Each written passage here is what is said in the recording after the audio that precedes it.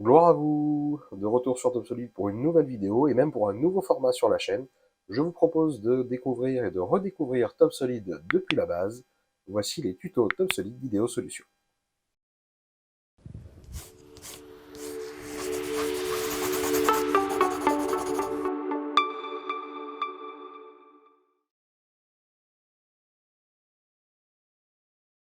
Lorsque vous démarrez TopSolid, vous arrivez sur cette page. En haut, vous allez retrouver le nom du logiciel ainsi que les premiers menus, fichiers, fenêtres et aides. Notez que l'interface est découpée en plusieurs parties. Vous retrouverez une zone centrale qui indiquera les documents récents sur lesquels vous avez travaillé. À gauche, de quoi lancer des nouveaux documents. Et à droite, différents éléments que TopSolid vous propose d'aller regarder sur des liens cliquables. Soit des aides sur YouTube, les liens vers différents groupes et réseaux sociaux de TopSolid, et enfin des astuces particulières qui tournent en boucle sur le logiciel. Vous aurez la joie d'en découvrir plusieurs à chaque fois que vous lancerez le logiciel. Pour créer un nouveau document, on va passer par Fichier, Nouveau. Cette interface apparaît. Notez qu'elle est divisée en plusieurs catégories. Vous avez au moins les deux premières de votre côté. Le premier élément va permettre de lancer des nouveaux documents pour réaliser des conceptions en 3D, tandis que le second permettra de réaliser des plans. Nous allons d'abord nous concentrer sur le premier. Cliquez sur OK. TopSolid fonctionne avec un système d'onglets. Vous pouvez donc voir qu'un onglet Document 1 s'est créé ici, que vous pouvez retourner sur la page d'accueil pour retrouver la page précédente, puis retourner en cliquant sur l'onglet Document 1 pour revenir dans la zone de travail. Vous vous retrouvez cette fois avec une liste de menus bien plus conséquente, chacune avec tout un tas d'options, de fonctions plus rocambolesques et plus complexes les unes que les autres. Jusque-là, pas de souci. Aujourd'hui, on ne va pas s'en occuper. Nous sommes en mode découverte. Vous constaterez que le premier bandeau d'icônes est fixe. Quel que soit ce que vous êtes en train de faire sur TopSolid, il sera toujours présent. Le second, en revanche, va dépendre du menu dans lequel vous vous trouvez. Les différents menus présents là-haut se retrouvent sur votre gauche. Profil, forme, surface, et ainsi de suite. Quand je clique sur certains éléments, je déclenche un changement d'icône lié aux fonctions que je souhaite appeler. La partie centrale de l'écran, en bleu, s'appelle la zone graphique. C'est dans cet espace que vous travaillerez et visualiserez vos réalisations. La partie basse, nommée barre alpha, est votre outil de communication avec TopSolid. Personnellement et par habitude, je vous conseille de venir la placer en haut. Donc, pour le faire, tout simplement, vous la sélectionnez en cliquant sur son titre, barre alpha, vous la déplacez, et vous voyez que des flèches sont apparues. Si vous venez vous placer sur celle du haut, il vous installe la barre alpha en partie haute. Vous pouvez régler éventuellement la dimension de cette barre en jouant avec la double ligne qui apparaît. La barre alpha est vraiment un outil essentiel chez TopSolid, puisque c'est par ce biais que TopSolid va vous afficher éventuellement les messages d'erreur ou les différentes communications qu'il a à faire avec vous. Avoir un œil dessus en haut de l'écran ne vous fait pas perdre plus de place, qu'elle soit en haut ou en bas, mais vous permettra d'avoir directement les informations importantes sous les yeux. Vous retrouverez en haut les trois commandes principales Nouveau document, qui concrètement ouvre la même fenêtre que tout à l'heure pour relancer un nouveau document si nous le souhaitons. Ouvrir, qui va vous permettre d'aller chercher un document existant. Et enfin la fonction enregistrer, bien sûr, qui va vous permettre de sauvegarder votre travail là où vous le souhaitez. J'ignore volontairement la partie configuration de la barre d'état pour le moment, nous y reviendrons plus tard. Sachez que les différents éléments possèdent des pins sur TopSolid afin de pouvoir les accrocher ou les masquer en temps voulu. Une fois masqué, vous noterez qu'il faut soit survoler la configuration de la barre d'état ou éventuellement cliquer dessus pour la ramener, et enfin, le pin va vous permettre de la raccrocher. Sur TopSolid, les clics droits ou les clics gauche ont une importance et peuvent vous permettre de gagner énormément en rapidité. Du coup, afin que vous puissiez identifier quel mouvement je produis, un clic gauche à l'écran sera symbolisé par un rond jaune comme ceci. Un clic droit sera symbolisé par un rond noir à l'écran comme ceci. Vous noterez juste en dessous de la deuxième barre d'icônes une toute petite ligne ici. Cette petite ligne va vous donner les informations sur la commande en cours. Actuellement, aucune commande n'est en cours. Je vous propose donc de choisir une fonction du menu ou de désigner un élément. Si, avec le clic gauche, par exemple, je viens sélectionner le repère qui se trouve au centre de l'écran, vous voyez que ces éléments changent et que je peux désormais réaliser de nouvelles choses. À chaque fois que vous sélectionnerez dans TopSolid, vous utilisez une fonction, cette partie de TopSolid tentera de communiquer avec vous en vous donnant des informations sur la fonction en cours. Vous aurez parfois besoin d'y répondre, ou vous pourrez tout simplement parfois l'ignorer. Cela dépend de ce que vous avez besoin de faire. Le point neutre, juste ici, vous permet de quitter toute fonction en cours. Dans la zone graphique, un coup de roulette vers l'avant ou vers l'arrière va vous permettre de dézoomer ou zoomer de manière plus ou moins importante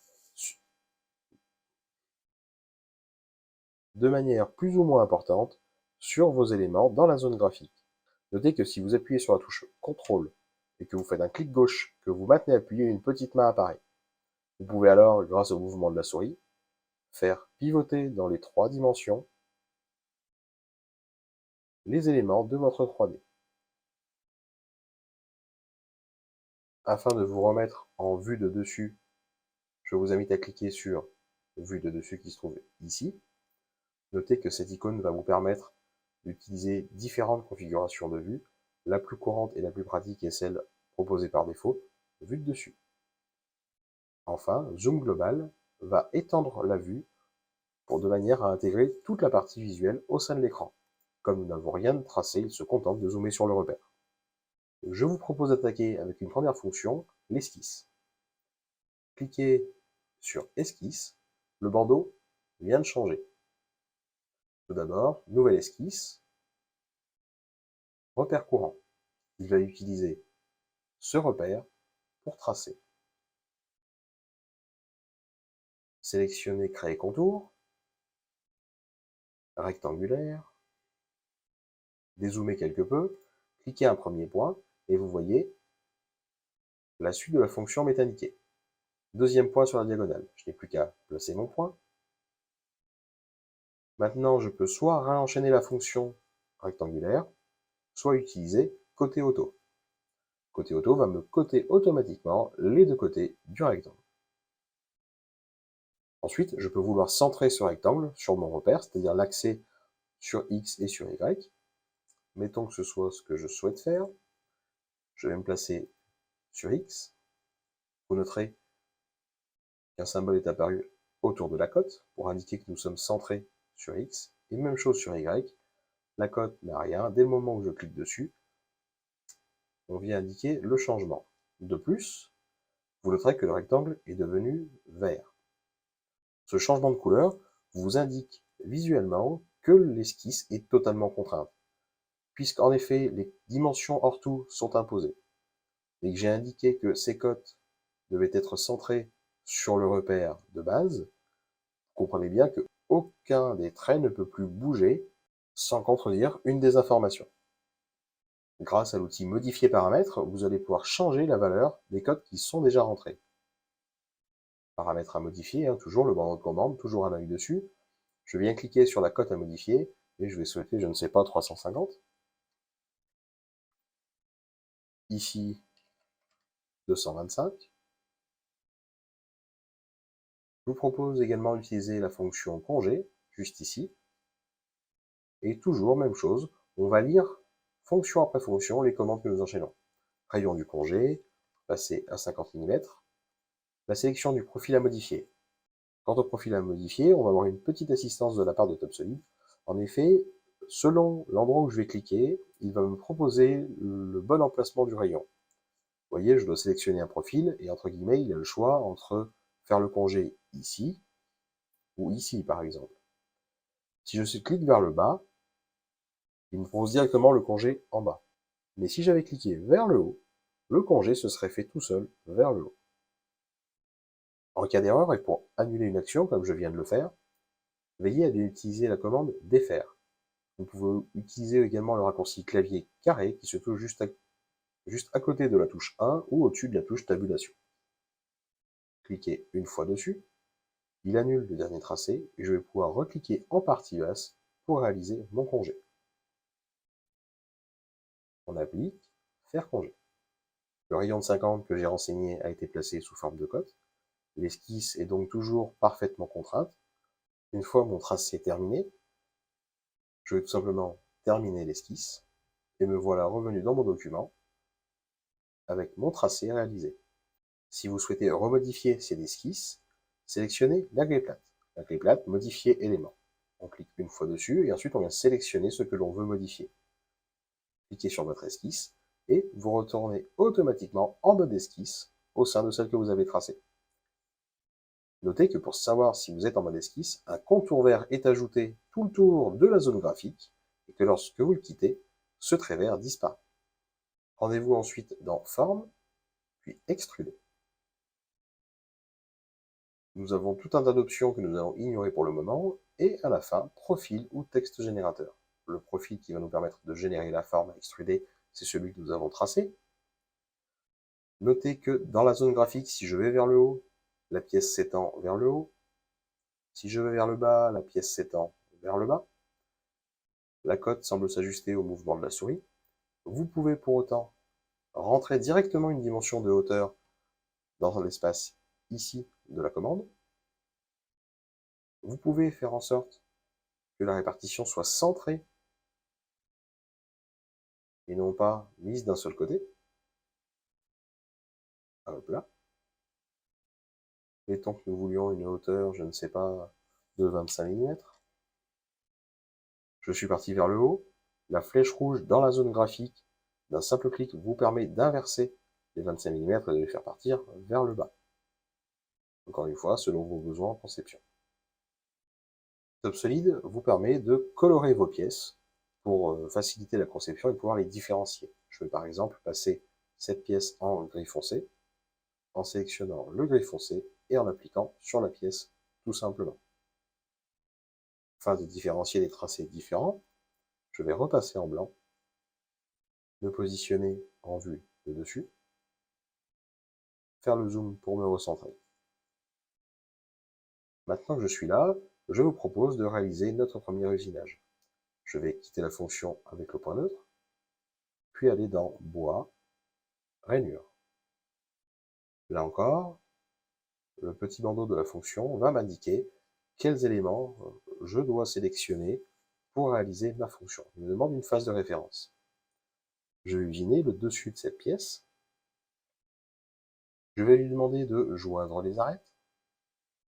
Et le profil ou arête pour la trajectoire à utiliser, je vais lui dire de prendre celle-ci, puis celle-ci, et enfin celle-ci pour faire tout le tour de notre pièce.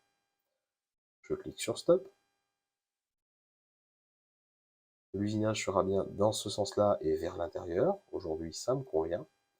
Je fais OK. Dans TopSolid, une gamme d'outils est déjà renseignée et pré-rentrée.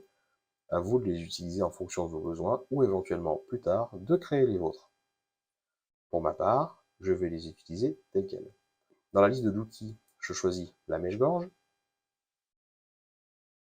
et je vais m'intéresser aux valeurs qui sont la valeur de décalage, la largeur de rainure et la profondeur de rainure.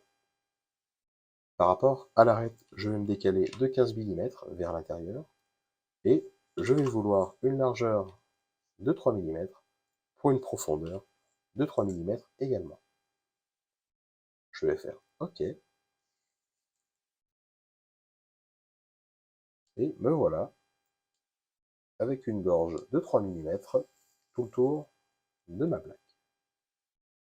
Afin de parfaire quelque peu mes finitions sur ma planche à découper, je vais vous proposer d'utiliser deux nouvelles fonctions, chanfrein ou congé à votre convenance, je vais utiliser l'une puis l'autre. Le congé, où on va choisir le rayon à placer, mettons 2 mm, et je vais ensuite sélectionner les arêtes ou les faces sur lesquelles je dois faire parcourir, sur lesquelles je veux appliquer ce congé. Sur cette arête,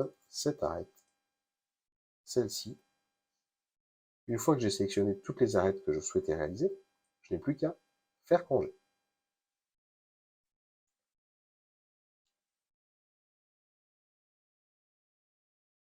Si j'avais utilisé la fonction chanfrein, J'aurais retrouvé sensiblement la même chose. Je vais renseigner la longueur de mon chanfrein, mettons 2 mm au hasard, et arête ou face.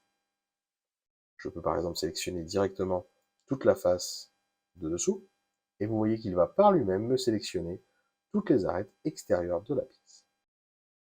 Faire chanfrein, et voilà qui est réalisé. Pour retourner rapidement en position initiale, encore une fois, vue de dessus, zoom global. Je quitte la fonction avec le point neutre. Notez qu'encore une fois, dans la zone graphique, grâce à la clé plate, je vais pouvoir venir cliquer sur les éléments pour pouvoir modifier tout ce qui était sous la clé plate. En l'occurrence, en touchant la gorge, je vais pouvoir modifier soit l'esquisse, soit la rainure. Si je clique sur la rainure, il va me rafficher, vous avez la flèche qu'on avait tout à l'heure dans la fonction rainure. Et lorsque je vais vouloir changer les paramètres complémentaires, je vais pouvoir réouvrir la fenêtre et faire mes modifications. Et par exemple, pourquoi pas vouloir une rainure de 5,5, toujours avec mon outil boule. Si cette fois je souhaite modifier l'esquisse, et par exemple, pourquoi pas changer les dimensions, sachez que cela ne va rien changer à l'utilisation que nous en avions fait. En effet, le fait de modifier la cote, TopSolid va automatiquement s'adapter. Là, par exemple, il reste centré et répartit la surdimension de chaque côté. Même chose pour les 225, on va passer, je ne sais pas, à 316, et qu'elle ait un rayon bâtard de 56,9, aussi stupide que ce soit. Dès le moment où je vais valider la fin de l'esquisse, le panneau va se reconstruire.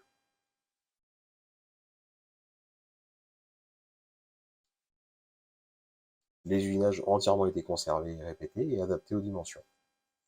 Alors, rapide retour sur les fonctions vues aujourd'hui. Évidemment, le nouveau document, défaire pour pouvoir annuler une action que l'on vient de réaliser, le point neutre qui va vous permettre de quitter la fonction en cours, la clé plate qui va vous permettre de modifier les éléments dans la zone graphique, modifier paramètres qui va vous permettre de modifier notamment les cotes déjà présentes dans une esquisse pour donner une nouvelle valeur, vue de dessus qui vient recaler la vue de dessus courante sur TopSolid, et le zoom global qui va venir réajuster la vue. Enfin, la fonction couleur qui va vous permettre de changer de couleur les différentes pièces dans TopSolid. Il ne nous reste plus donc qu'à enregistrer notre travail pour pouvoir le reprendre dès la prochaine fois. Pour cela, cliquez sur le bouton Enregistrer. Il vous demande si vous souhaitez définir une pièce. Et pour le moment, je propose de répondre non. Nous aborderons ça la prochaine fois. Par défaut, le dossier projet préenregistré lors de l'installation de votre TopSolid vous est proposé pour enregistrer votre document. Afin de nous organiser, je vous propose de créer un nouveau dossier.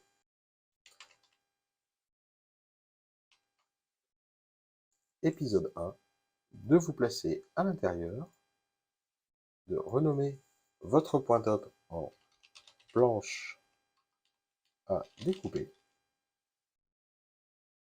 puis de cliquer sur OK. Vous verrez notamment maintenant votre onglet changer et s'appeler planche à découper, et au survol de l'onglet, afficher le chemin complet d'accès au document. Et bien voilà, je vous propose de nous arrêter là pour ce premier épisode. En effet, c'est donc une redécouverte de TopSolid sur les bases, on est d'accord, on n'a pas tout vu, on n'a pas tout expliqué, tout simplement parce que je ne vois pas vous faire un tuto de 3 heures sur l'interface TopSolid, même si on aurait largement de quoi en parler pendant ce temps-là, et puis je pense qu'honnêtement vous le supporteriez pas non plus. Donc ce que je vous propose en fait, ça va être de faire ce genre de choses, c'est-à-dire d'avancer au débourré, et de découvrir les fonctions les unes après les autres dans les cas que l'on va rencontrer. Donc vous vous en doutez, on va complexifier un peu les choses, la planche à découper avec la petite rainure, c'est sympathique, ça fait une première approche, mais voilà, pensez aussi à ceux qui découvrent le logiciel et qui ne connaissent pas forcément toutes ces fonctions et qui, déjà, ne serait-ce que l'environnement graphique et les premières fonctions, ce sont déjà des premiers pas qui sont énormes et qui vont leur permettre de faire leur premier test. C'est aussi pour ça que je me suis permis d'aller gratter sur une petite partie usinage, de créer sa première esquisse sous une forme simple, avec des fonctions de base comme la forme, le congé et la rainure. Dans le prochain épisode, je vais vous proposer de travailler directement en 3D. En effet, vous avez pu le constater, on a d'abord travaillé en plan, avec le traçage de l'esquisse, puis une fois extrué, on s'est retrouvé à travailler en 3D. TopSolid est fait pour travailler en 3D directement. Du coup, dans le prochain épisode, nous verrons comment faire cela dès le début, pour pouvoir concevoir nos agencements, nos différents éléments, et même pourquoi pas un meuble ensemble directement en 3 dimensions. En attendant, amusez-vous bien!